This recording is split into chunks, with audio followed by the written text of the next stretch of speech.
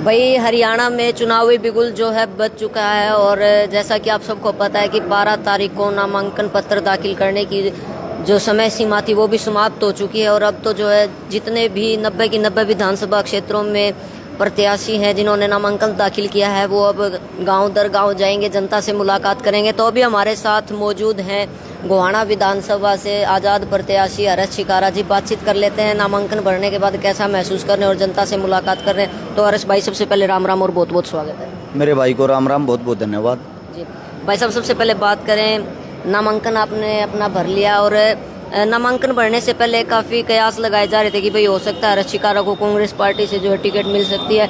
अनेकों अनुमान जो है जनता की तरफ से और आपके साथियों के द्वारा लगाए जा रहे थे, लेकिन आज़ाद तौर पर आपने प्रत्याशी आप मैदान में उतरे हैं, नामांकन दाखिल किया है, तो कैसा महसूस कर रहे हो? और जो ये एक उम्मीद थी जनता की कि भाई कांग्रेस से टिकट मिलेगी, कहाँ कमी रही? देखिए, सबसे पहली बात तो ये है, महसूस अच्छा हो रहा है क्योंकि चुनाव बड़ा अच्छा बना हुआ है। शायद जो टिकट के ऊपर जो प्यार नहीं मिलता वो आज़ादी में मिल रहा है, सब बड़े खुश हैं। और हरियाणा के अंदर माहौल ऐसा हो रहा है, हर सीट से कोई ना कोई आज़ाद प्रत्याशी मजबूत प्रत्याशी है। यानी कि मेरा मानना ये अब की बार आज़ाद प्रत्याशी का सरकार बनाने में सबसे ज़्यादा अहम रोल रहेगा। और बहुत सारे ऐसे मेरे मजबूत साथी हैं मेरे आसपास की, बता दूं, अगर गन्नौर की बात करेंगे देवेंद्र कात्यायन है, एक मजबूत सितारा है, मजबूत भाई है, युवा चेहरा है। साथ में अपने ताऊ जी हैं डॉक्टर कपूर नरवाल जी बड़ौदा से, वो भी आज़ाद हैं। गोहाना से हर्ष छिकारा हो गए, स्वयं हम, बहादुरगढ़ से राजेश जून जी हो गए। यानी कि आसपास की जो सीटें, आसपास का जो माहौल है, हर एक जगह से अगर आप देखोगे जो आज़ाद प्रत्याशी हैं, रमेश दलाल जी हैं आज़ाद प्रत्याशी, वे काफ़ी मेहनती भी हैं, संघर्षशील भी हैं। और उनको कहीं ना कहीं टिकट नहीं मिली। टिकट ना मिलने का कारण ये रहता है कि टिकट मिलने वाले को, यानी कि पार्टियां जो होती हैं वो आपकी मेहनत नहीं देखती, वो आपका संघर्ष नहीं देखती। एक तो वो आपकी जेब के अंदर देखती है, आपकी जेब कितनी मोटी है, कितना वजन कितना है जेब में। दूसरी चीज आपको वो ये देखती हैं कि आप नेताजी के घर गुलामी कैसे करते हो, उनके तलवे चाटने में एक्सपर्ट हो या नहीं हो। अगर नहीं हो तो आपका टिकट में कहीं नंबर नहीं होगा। ये काम हमारे बस के नहीं है, इसीलिए टिकट कट गई। अच्छा भाई साहब, बात करें, जैसे हमने आपके काफ़ी प्रोग्राम देखे, आज के प्रोग्राम की भी अगर हम बात करें तो जो हमारा मुस्लिम समुदाय है उससे भी जो आपको काफ़ी ज़्यादा अच्छा प्रेम मिल रहा है। लगभग 7,000 मुस्लिम समुदाय के जो लोग थे आज उन्होंने आपका समर्थन किया है। तो मुस्लिम समाज की तरफ से और जो हमारे हिंदू समाज है उसकी तरफ से आपको कितनी ज़्यादा ताकत मिल रही है? क्योंकि मुस्लिम भी जो है आपके साथ काफ़ी लंबे समय से जुड़े हुए हैं और आपको हिंदुओं से भी जो है कहीं ना कहीं मैं कहूँगा ज़्यादा प्यार देते हैं। देखो, सबसे बड़ी चीज़ होती है इंसानियत। इंसानियत के नाते जहाँ भी जाते हैं, हर धर्म के अंदर, हर समाज के अंदर, हर जाति के अंदर हमारे को प्यार मिलता है। हमारे लिए बड़ी चीज़ इंसानियत। ये आंकड़े हमारे लिए कोई मायने नहीं रखते कि मुस्लिमों से प्यार मिल रहा है या हिंदुओं से प्यार मिल रहा है। हमारे लिए सब एक समान है और सभी अपने बेटे अपने बच्चे की तरह प्यार करते हैं। ये मेरा कहीं ना कहीं सौभाग्य है जो आज मुस्लिमों ने मेरे को समर्थन दिया है। यानी कि हर कौम, हर जगह, हर गांव समर्थन देता रहा है। जिस गांव के अंदर जाते हैं, जो चौपाल होती हैं वे चौपालें छोटी पड़ जाती हैं, आदमी ज़्यादा हो जाते हैं, इतने ही आदमी चौपाल के अंदर होते हैं, इतने ही आदमी चौपाल के बाहर होते हैं। ये प्यार हर गांव के अंदर मिल रहा है। ये प्यार शायद हर्ष छिकारा को नहीं, उसके किए हुए कामों को, उसके संघर्ष को मिल रहा है। अच्छा भाई साहब, बात करें आपके क्या मेन मुद्दे रहेंगे जिनको लेकर आप जनता के बीच जाएंगे और वोटों की अपील करेंगे? महिलाओं के लिए आपके पास क्या मुद्दे हैं, बुजुर्गों के लिए क्या मुद्दे हैं और युवाओं के लिए खासकर मैं आपसे जानना चाहूँगा आप किस तरह चुनावी मैदान में जाएंगे और प्रचार प्रसार करेंगे, अपने लिए वोट मांगेंगे? सबसे मेन मुद्दे होंगे शिक्षा, स्वास्थ्य, रोजगार, खेल। उसके बाद होता है जो यूथ है, यूथ के लिए, यूथ को सबसे ज़्यादा ज़रूरत होती है रोज़गार की। उसमें लड़का हो या लड़की हो, दोनों के लिए सेम प्रोसीजर है। उसके बाद आता है हमारा जो हिंदुस्तान के अंदर खासकर किसानी वर्ग कर्जे में डूबा हुआ है, गरीब वर्ग कब कर्जे में डूबा हुआ है, दलित वर्ग कर्जे में डूबा हुआ है। जो कर्जवान जो जितने भी इंसान हैं, हल्के के अंदर गोहाना विधानसभा से अगर हम चुने जाते हैं, एक भी इंसान को कर्जा भरने की ज़रूरत नहीं पड़ेगी। एक भी इंसान को अपने जो गोहाना विधानसभा इसको कर्जा मुक्त बना देंगे, किसी की जेब से 1 रुपया नहीं लगने देंगे। उन चीज़ों पे हमने बहुत सारा काम किया। हमारे बड़े भाई साहब डॉक्टर देवेंद्र बलारा जी, वो काफ़ी लंबी प्रक्रिया से गुजरे हैं इन्हीं चीज़ों से। यानी कि हमारे यहाँ पे कुछ चीज़ें ऐसी होती जो टेक्निकल होती, लोगों को नहीं पता होता। जैसे आपने किस्तों पर गाड़ी ले ली, लोन पे गाड़ी है आपकी, आप किस्त भरते होंगे, किस्त नहीं भरते होंगे तो बैंक वाले आपको परेशान करने लग जाएंगे। वो काम हम नहीं होने देंगे। बैंक से जितना मर्जी लोन ले लो, 1 रुपया नहीं भरने देंगे। उस तरीके का हमें पता है। बिजली का बिल माफ करवाने की जरूरत ही नहीं, आपके पास टेक्निक होती है, आप भरो ही मत। गारंटी देता हूँ, ना ही कोई मीटर पाड़ के ले जाएगा, ना ही आपको कोई परेशान करेगा। छोटी छोटी चीज़ें हैं, उन बारीकी की चीज़ों को सीख लोगे।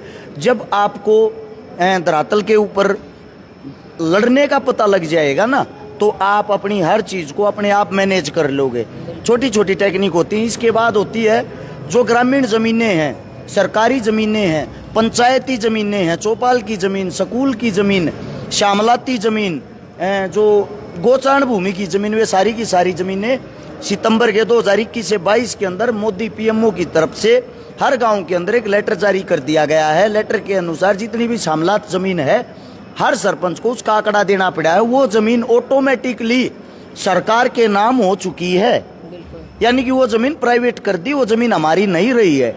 जिस दिन से वो मॉल गोदाम बनाने शुरू करेंगे तब ये पता लगेगा गांव का जोड़ नहीं रहा, स्कूल नहीं रहा, सब कुछ सरकार ने ले लिया। मैं वादा करता हूँ, गारंटी देता हूँ, 1 इंच भी ज़मीन मेरे गोवाना हल्के की किसी की जाने नहीं दूंगा। सरकार के साथ लड़के उस ज़मीन को वापस आज़ाद करा दूंगा। मतलब आपका कहने का तात्पर्य ये है भाई कि जो एक एमएलए की पावर होती है, जो ताकत एमएलए की होती है, वो आप बिल्कुल हथेली पे जनता के सामने स्पष्ट कर देंगे कि भाई एक एमएलए जो है क्या कर सकता है और क्या एक एमएलए की पावर होती है। सबसे बड़ी चीज़ हिंदुस्तान के अंदर मानी जाती है जुडिशियल कोर्ट। जज बहुत बड़ी पावर होता है ना, उससे भी बड़ी एक पावर है चौपाल हमारी। चौपाल के अंदर जो फैसला हमारे बुजुर्ग कर देते थे, चौपाल के अंदर जो फैसला हमारे बुजुर्ग ले लेते थे, उसको काटने वाली कोई जुडिशियल भी नहीं थी।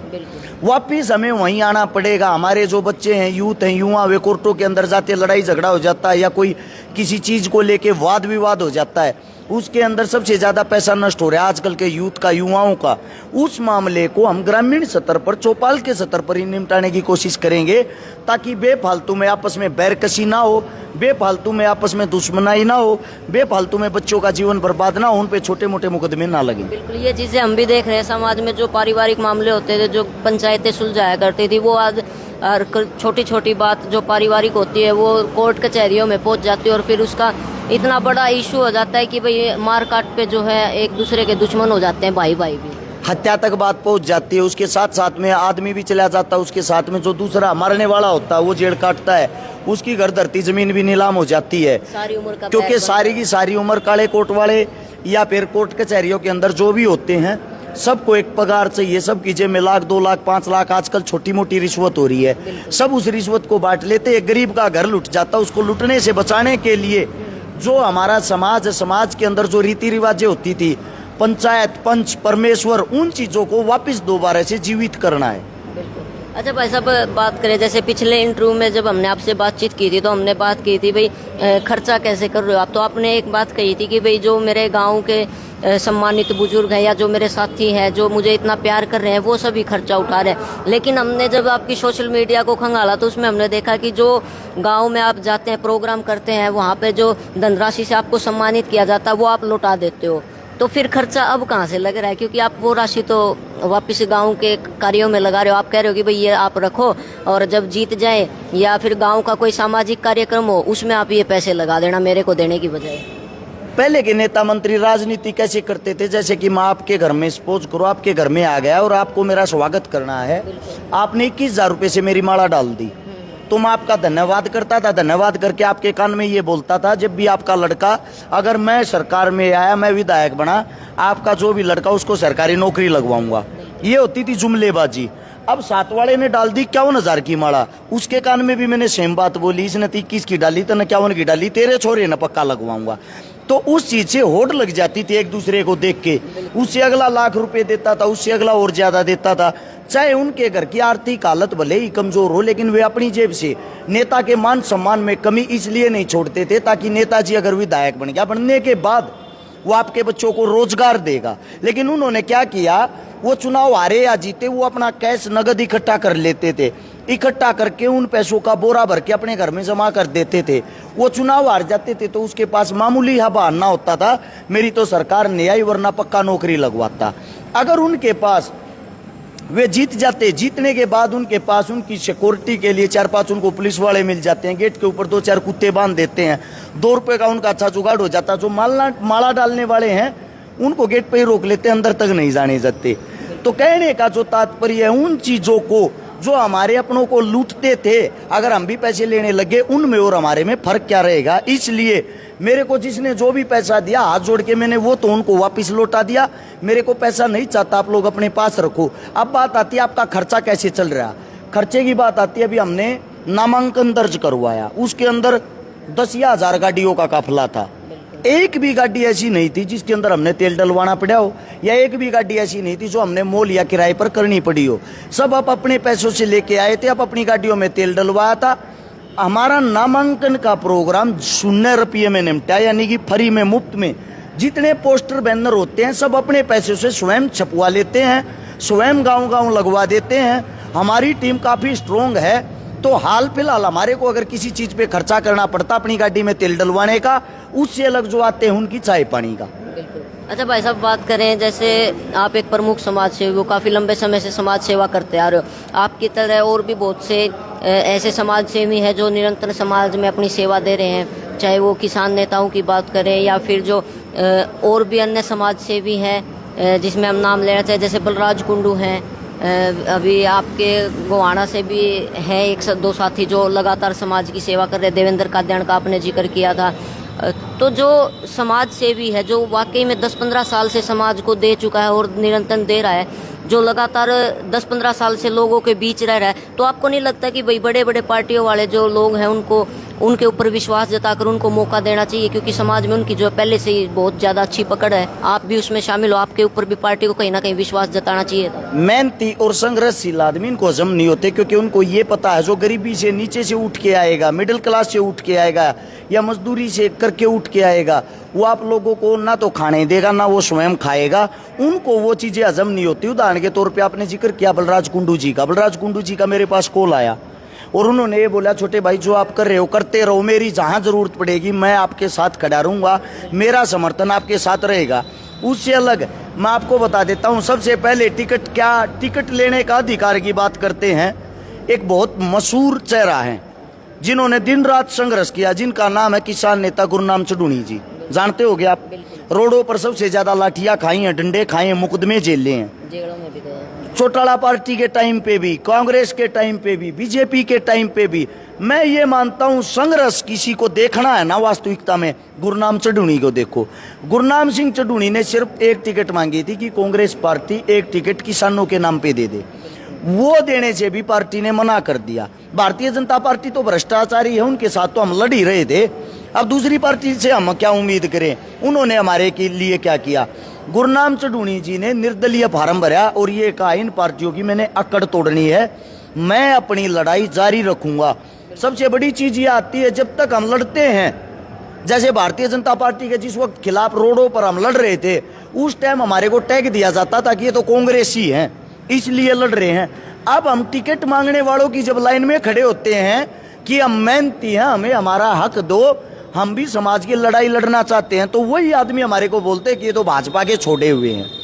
यानी कि अगर पार्टी से हम अपना हक मांग लेते तो हम विपक्षी हो जाते हैं। कमाल की बात है, हमारा काम मेहनत करना, संघर्ष करना है।